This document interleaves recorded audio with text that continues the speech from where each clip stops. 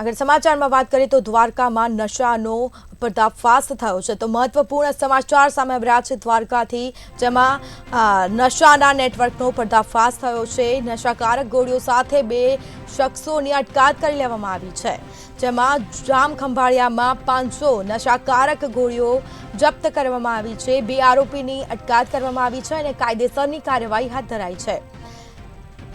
તો એસઓજી પોલીસે આ મામલે વધુ તપાસ હાથ ધરી છે। દ્વારકામાં નશાના નેટવર્કનો પર્દાફાશ થયો છે। નશાકારક ગોળીઓ સાથે બે શખ્સોની અટકાયત કરી લેવામાં આવી છે। આ મામલે વધુ તપાસ હાથ ધરાશે। જામખંભાળિયામાં 500 નશાકારક ગોળીઓ જપ્ત કરાઈ છે, તો બે આરોપીને ઝડપીને કાયદેસરની કાર્યવાહી પણ હાથ ધરાઈ છે। તો આ મામલે વધુ તપાસ હાથ ધરાશે। દ્વારકામાં નશાના નેટવર્કનો પર્દાફાશ થયો છે, તો નશાકારક ગોળીઓ સાથે બે શખ્સની અટકાયત કરી લેવામાં આવી છે। આ મામલે વધુ કાર્યવાહી હાથ ધરાશે। જામખંભાળિયામાં 500 જેટલા નશાકારક ગોળીઓ જપ્ત કરવામાં આવી છે।